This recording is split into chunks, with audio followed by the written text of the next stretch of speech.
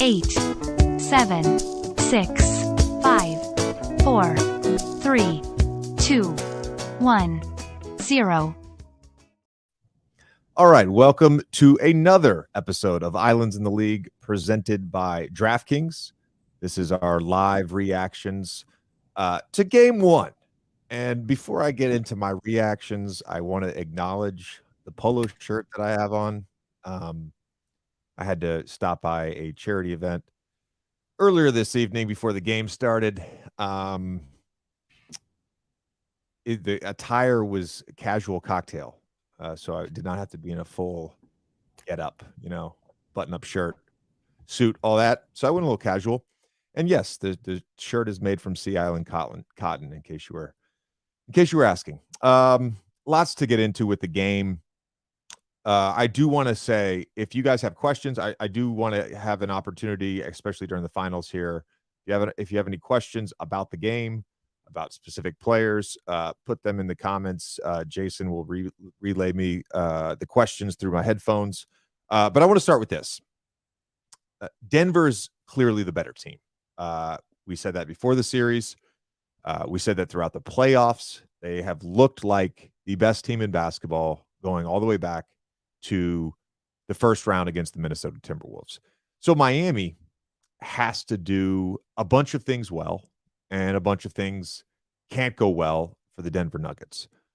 Because I think talent-wise, overall talent, and then we'll get into the Jokic-Murray two-man game in a second. I think overall, right, the Nuggets have more. That's just a fact. Here's, in my opinion, what has to go right? Jimmy has to have a big game scoring the ball. Jimmy has to have a big game getting downhill and getting to the foul line. That didn't happen tonight. The Miami Heat did not put a lot of pressure on the rim, and that resulted in a minuscule amount of free throws. Jimmy also getting downhill and being aggressive, that draws fouls, non-shooting fouls, that gets you into the bonus. That helps your team, right? They grab Duncan Robinson off the ball, and you're in the bonus. He gets 2 free throws. He sees the ball go in. So I think it starts with Jimmy. Bam's got to play well. Okay, we got that tonight. Bam was as aggressive as we've seen him shooting the basketball. Again, not a ton of rim pressure. A lot of those shots came out of the pocket. Jokic in the heavy drop, with the exception of Duncan Robinson, who he was way up against in pick and roll and drop coverage. Everyone else, for the most part, he's in that heavy drop. They're content with the pocket pass to Bam, and Bam, beating them with, 1,000 needle cuts? I don't remember the exact phrase, but Bam shooting 13, 14-footers 25 times a game. Don't know that gets it done against the Denver Nuggets. All right, so you got to have those two things. You got to have Bam having a good offensive night. You got to have Jimmy being aggressive, getting to the foul line, being downhill, attacking the rim. You got to have a good shooting night.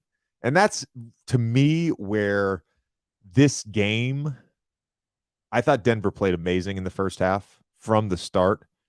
That, to me, is where this game was really lost, because I'll give Miami credit for coming back and making it a 9-point game at one point. I think it was 96-87.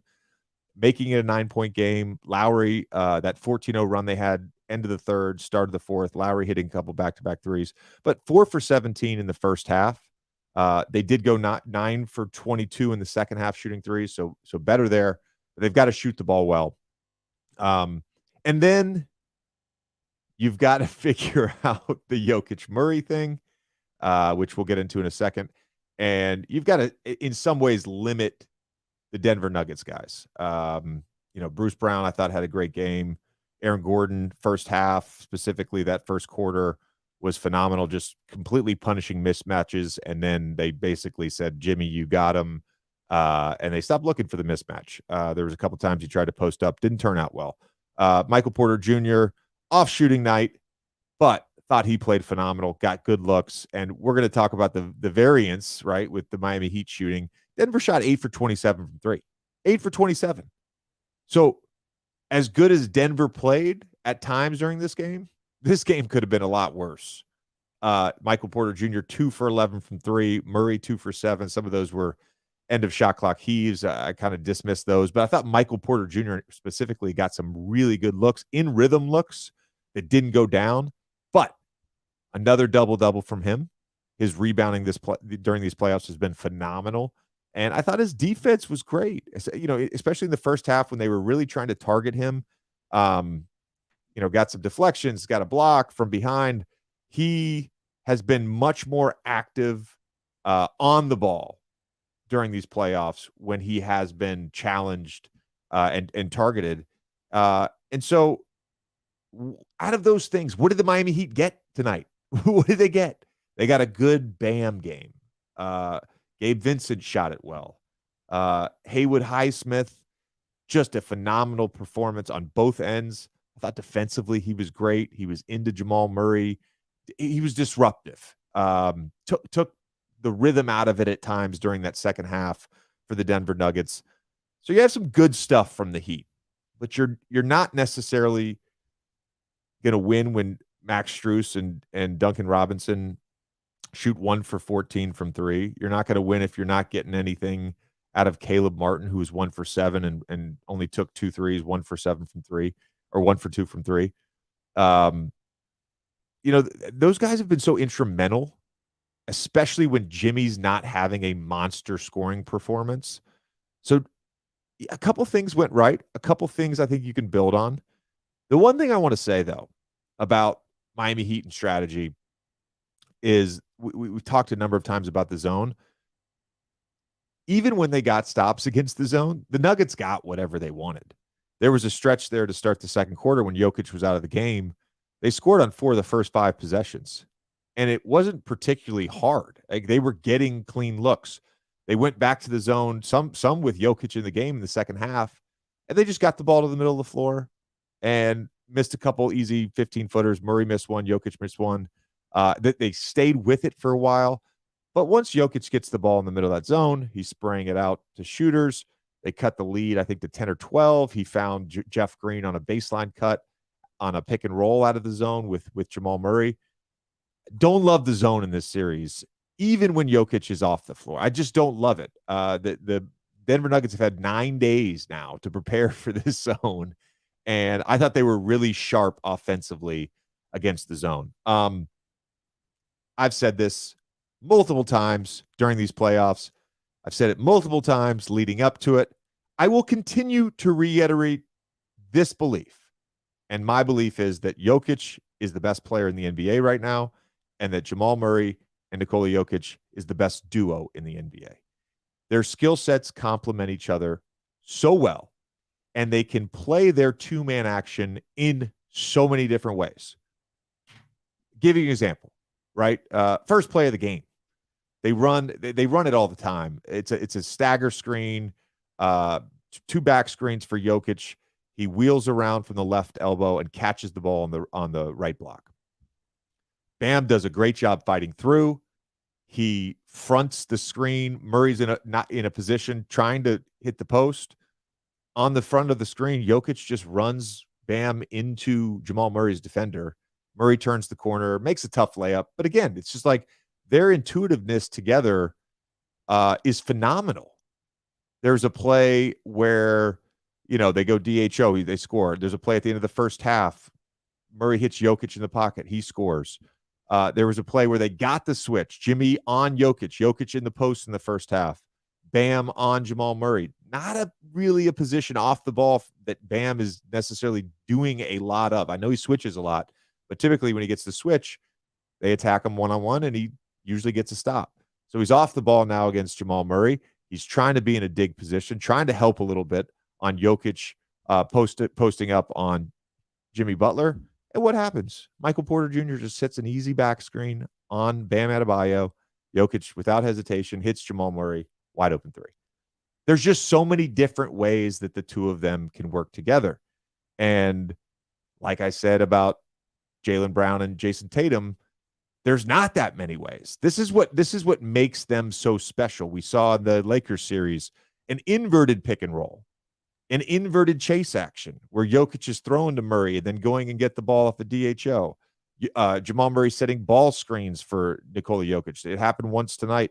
in the second half at the top of the key. Like, their ability to mix up different actions and just make it fluid. It always looks so fluid, and they are so connected on the basketball court. I don't know that there's an answer. There certainly isn't a good answer. And we will find out how the Heat adjust to that action. But as it stood tonight, what allowed Jamal Murray to really get off was Bam in that heavy drop, not really wanting to get Jokic behind him where he can now play 4-on-3, and you just can't stop it. You really can't. I haven't seen any team now. We've seen him play the Timberwolves. We've seen him play the Suns. We've seen him play the Lakers, who have a phenomenal defense. We've seen him play Miami now, one game, and haven't seen anybody come up with a game plan against that two-man action that has worked. Other guy I wanted to bring up again was Aaron Gordon, who is guarding Jimmy Butler. That's a tough matchup for Jimmy. It is. Gordon's bigger than him. He's got more length than him. He's got the agility, the athleticism. Jimmy's got to do more of targeting the matchup that he wants, getting that, and then being decisive. I don't know that the probing is going to work. I don't know that the probing is going to work like he did a lot tonight, like he does often. He's got to be decisive like he was in Game 7 against Boston. Lot of games to be played. But I do think overall the big takeaway here is Jokic-Murray is the best duo in the NBA. Eric Spoelstra is a great coach. Miami has great schemes.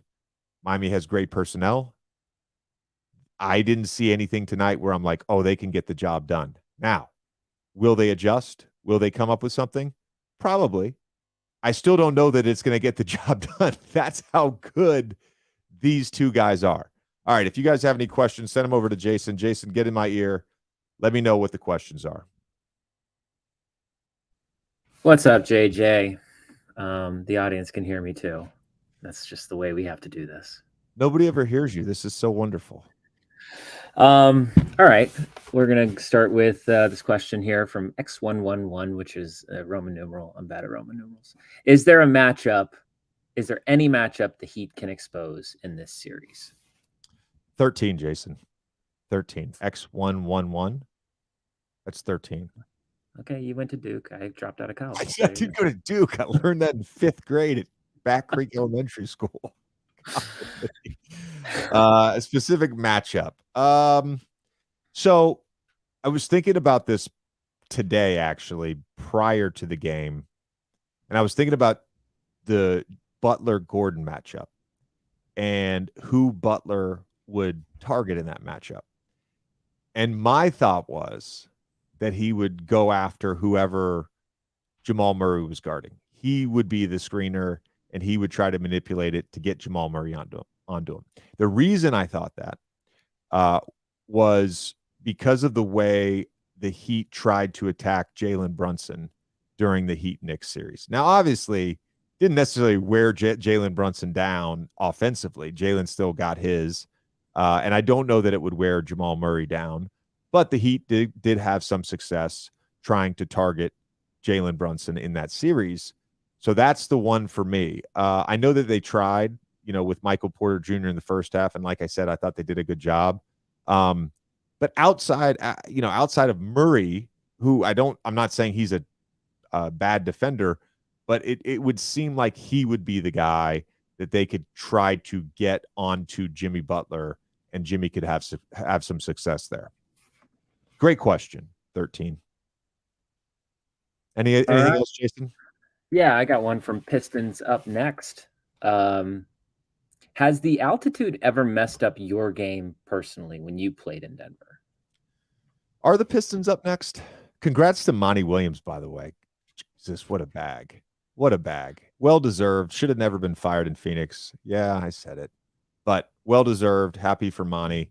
And I'm now much more bullish on the Pistons' future. I think Monty's a fantastic coach and excited to see what they do. But I don't think they're up next. What was the question? Has the altitude ever messed up The your altitude game personally question. when you played in The Denver? the altitude question. I wouldn't say it messed up my game. I've always said this: the altitude in Denver is a real thing. Anyone who says it's not a real thing is lying or hasn't ever actually been on an NBA court and sprinted up and down the court for 3 straight minutes without a whistle. First half, first run, always a little difficult after 4 or 5 possessions going back and forth. Then you kind of settle in and you get used to it. And then sometimes when I played there, that third quarter, again, that first run coming out of halftime after the break, you're kind of like, ooh. It's like a chest thing. The air's dry, it's a chest thing. Like you feel like you're running outside in the cold. Anybody who's ever run in like 35-degree weather can understand what I'm saying. And to a degree, there's some legs stuff there. Did it affect the Heat tonight? Is that why they missed? Look, I don't know. I will say they generated some really good looks, specifically for Max Strus. I thought in the first half, got good looks. I know Jimmy as well tried some pull-up jumpers with Jokic in the drop, and his shot is naturally flat, but all of his shots were very short. Jason, let's do one more question, and then Sure. we'll bounce off. Okay. I think this is one that there was a few in the comments about this. But from MCH, it says, any comments on the fact that Miami just shot 2 free throws? Is that due to a lack of aggression, you think? 100%. That was a very well refereed game, I thought. And so well refereed that I barely heard a peep out of Jeff and Mark, which is wild that we're in an NBA Finals game and they're not complaining about the refereeing. I'm only kidding. I think the aggression, some of it is personnel. Some of it is personnel. Some of it is the way that they guarded pick and roll. So Jokic all the way back, again, minus Duncan Robinson. He's all the way back. So there's not the rim pressure that Bam is going to get. I know he had the Draymond Green keep there in the second half where Jokic jumped and he turned the corner and dunked the ball, but just not a ton of rim pressure at all from Miami. And some of that is just their personnel. And so Jimmy ultimately has to be that guy. And he is a high volume free throw shooter. And was at different times in the Boston series against a really good defense. So for me, it's more about how they played tonight and the Denver Nuggets schemes than it is about referees not calling fouls. I just didn't see a lot of downhill attacks, putting pressure on the rim from the Miami Heat. This has been another episode of Islands in the League Live, presented by DraftKings. Always enjoy being with you guys. I will be on First Take tomorrow with Stephen A. and Kendrick Perkins. Can't wait. And we'll be doing this again during the finals. Talk to you guys soon.